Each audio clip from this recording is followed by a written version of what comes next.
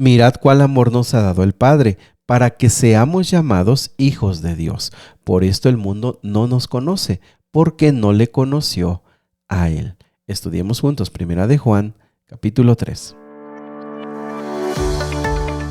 Nuevamente bienvenidos amigos, amigas a Momentos de Esperanza. Síguenos en YouTube como Daniel Morales. Ahí podrás encontrar todos los videos pasados, podrás compartirlos, comentarlos y de esa manera otras personas sabrán que estamos en un plan todos los días estudiando un capítulo de la Biblia. ¿Vale? Muy bien, pues vamos al capítulo de hoy. El capítulo de hoy es muy interesante y sigue en la misma línea de pensamiento. Y mis amigos, nuevamente insistir, esto es lo básico, esto es lo medular.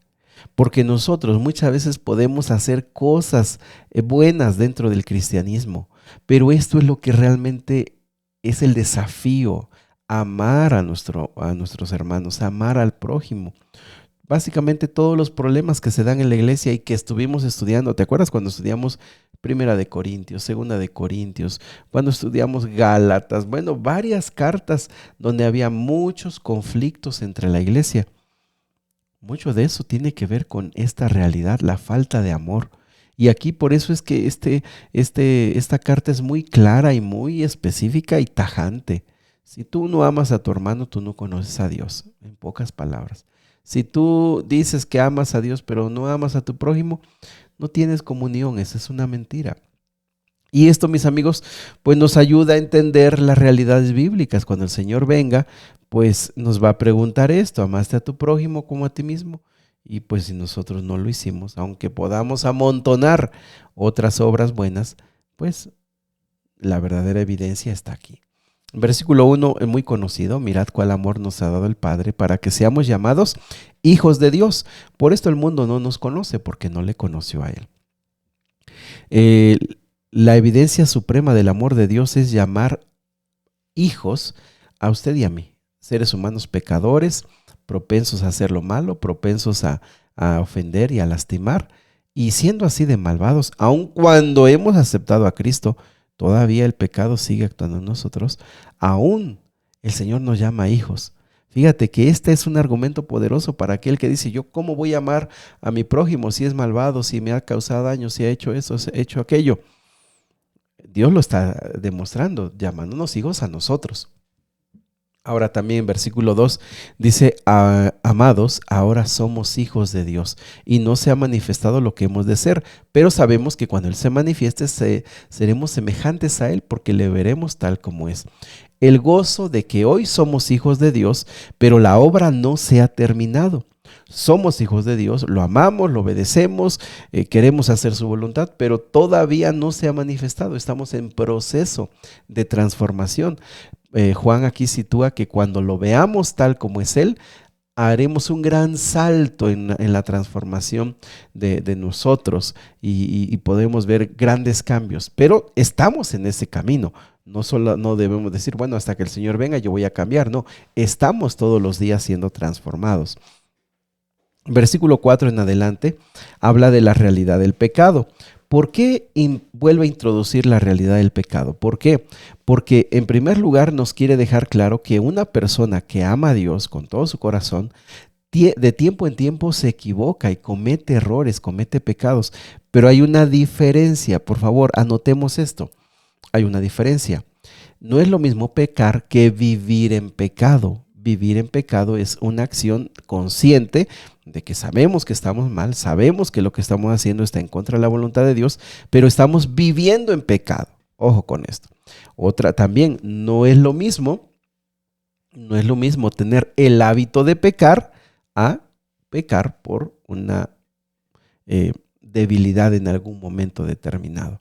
Cuando una persona tiene el hábito de pecar, peca conscientemente, constantemente, es su estilo de vida vivir en ese pecado, no es lo mismo a que una persona está aferrado a Cristo, pero en algún momento por su debilidad comete un error.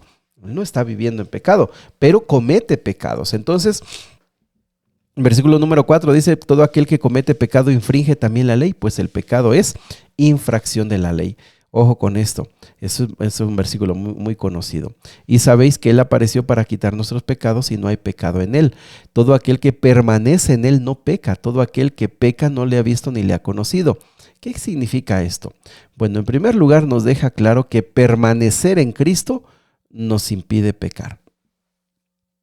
Por lo tanto, cuando nosotros, por eso es que es la lucha más importante, mis amigos, es que nosotros a veces no tenemos claro cuál es la verdadera lucha.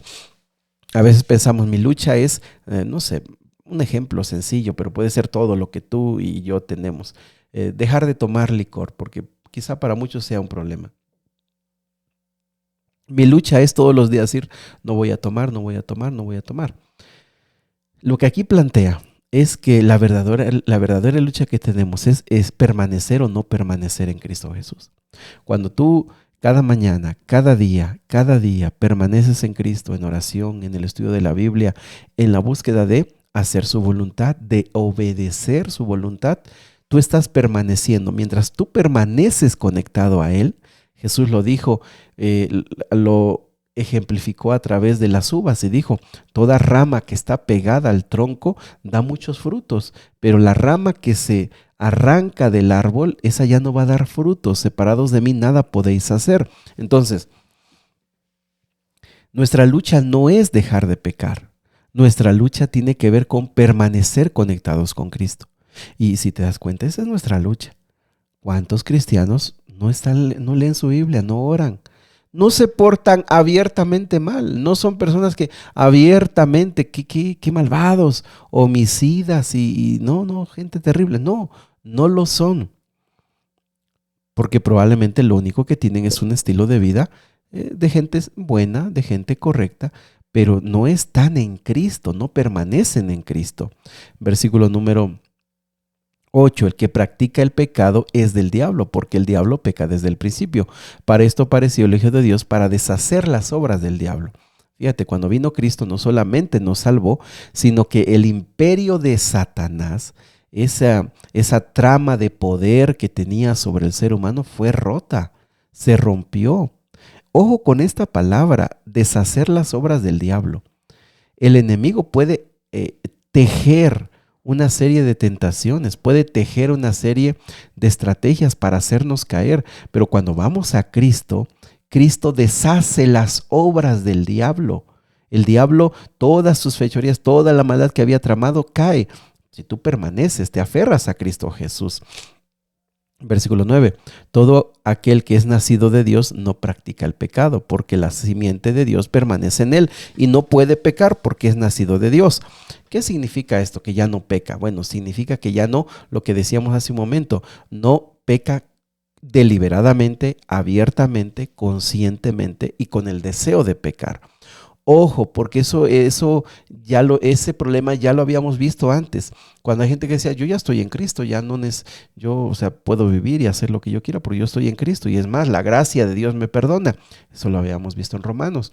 No, el que ha nacido de Dios no practica el pecado como hábito, no practica el pecado como algo consciente, no practica el pecado como algo que le gusta, que le agrada, que lo disfruta. No, ya nació de nuevo. Claro, comete errores, claro, comete faltas. Y claro que algunas ocasiones hay gente que se aleja tanto de Dios, que necesita un nuevo nacimiento, necesita volver a Cristo. Versículo 10, y en esto se manifiestan los hijos de Dios y los hijos del diablo. Todo aquel que no hace justicia y que no ama a su hermano no es de Dios. Nuevamente el amor al prójimo. Si no ama a su hermano, no es de Dios. Así que son detalles, pero muy importantes. Porque este es el mensaje que habéis oído desde el principio, que nos amemos unos a otros, no como Caín, que era del maligno y mató a su hermano. ¿Y por qué causa le mató? Porque sus obras eran malas y las de su hermano justas. Hermanos míos, no os extrañéis si el mundo los aborrece. Nosotros sabemos que hemos pasado de muerte a vida en que amamos a los hermanos. El que no ama a su hermano permanece en muerte. Todo aquel que aborrece a su hermano es homicida y sabéis que ningún homicida tiene vida eterna permanente en él. En esto hemos conocido el amor, en que Él puso su vida por nosotros. También nosotros debemos poner nuestra vida por los hermanos. Pero el que tiene bienes de este mundo y ve a su hermano tener necesidad y cierra contra él su corazón, ¿cómo mora el amor de Dios en él? Hijitos míos, no amemos de palabra ni de lengua, sino de hecho y en verdad. Mis amigos, esto ni explicación necesita. Vuélvelo a leer, vuélvelo a meditar. Así como el diablo, así como Caín y el diablo aborrecen a los seres humanos, así también nosotros, cuando no hemos nacido de nuevo en Cristo Jesús, cuando no permanecemos en Cristo Jesús, no tenemos la capacidad de amar a nuestros hermanos. No tenemos la capacidad de perdonarlos y no tenemos la capacidad de hacer el bien por ellos, aún de hacer algo como poner nuestra vida por ellos. Y cuando definitivamente no estamos en Cristo permanentemente, ni siquiera tenemos la capacidad de, aunque tengo recursos, ayudar a nuestros hermanos. Por eso es que nuestro amor, cuando realmente es de Dios, le ayudamos, no solo de lengua, sino en hecho y en verdad. Apreciados amigos, la verdad que esto es para pensar y es para meditar profundamente. Porque nosotros, te digo, podemos vivir, hacer muchas cosas buenas. Servir en la iglesia, tener un cargo, hacer muchas cosas, dar dinero, no sé, tantas cosas. Pero lo que a ti y a mí se nos dificulta y es un reto, es amar al prójimo, es amar al hermano. Y todavía amar a aquel que se porta bien, a aquel que es buena persona, todavía no es desafío. Amar al malvado, amar y perdonar al que te ha hecho daño, ese es un desafío muy grande. En eso conocemos que somos de la verdad y aseguramos nuestros corazones delante de Él. Pero si nuestro corazón nos reprende, mayor que nuestro corazón es Dios y Él sabe todas las cosas. Amados, si nuestro corazón no nos reprende, confianza tenemos en Dios y cualquier cosa que pidiéramos la recibiremos de Él, porque guardamos sus mandamientos y hacemos las cosas que son agradables a Él. Y este es su mandamiento, que creamos en el nombre de Jesucristo y nos amemos unos a otros como nos lo ha mandado. Y el que guarda sus mandamientos permanece en Dios y Dios en Él, y en esto sabemos que Él permanece en nosotros por el Espíritu que nos ha dado. Qué bonito. Mira, si el Espíritu permanece en ti, ok, tú permaneces en el Espíritu, entonces tú guardas sus mandamientos. ¿Cuáles son sus mandamientos? Pues los 10 mandamientos, mis amigos. No hay más que eso, los 10 mandamientos. Si tú permaneces en el Espíritu, amas a Dios, guardas sus mandamientos, amas a tu hermano, dice aquí, te amas a tus hermanos, entonces tú tienes confianza que todo lo que le pidas al Padre lo vas a recibir. Fíjate qué interesante. Cuando tú permaneces en el Espíritu, guardas sus mandamientos, amas a tu prójimo, amas a tu hermano, tú tienes confianza de que Él te escucha y Él recibirás de Él lo que Él sabe que es lo mejor para ti. Querido Padre Celestial, nos estamos enfrentando, Señor, a los grandes desafíos que tenemos como personas. Si tú nos pides, Señor, no sé, nuestros diezmos y ofrendas, creo que lo podemos hacer. Señor, si tú nos pides servirte, lo podemos hacer. Pero amar a nuestro prójimo de lo profundo del corazón, Señor, quizás es algo que para muchos es imposible. Por eso, Padre, hemos entendido hoy que a menos que amemos, a menos que reflejemos ese amor que tú tienes, podemos realmente decir: estoy en Cristo Jesús. He pasado de muerte a vida. He pasado de las tinieblas a la luz admirable. Señor, toca nuestro corazón, porque nosotros, quizá para algunos, es imposible. Quizá esta mañana, Padre, alguien está orando a ti y te está diciendo lo imposible que es amar a aquel, perdonar a aquel que le hizo daño. Ayúdanos a comprender esto. Ayúdanos a comprenderlo, Señor, y a vivirlo. Haz un milagro en nuestro corazón, Padre. Lo necesitamos. En el nombre de Jesús. Amén. Que Dios te bendiga. Siga abriendo tu corazón al Señor. El Señor quiere escucharte.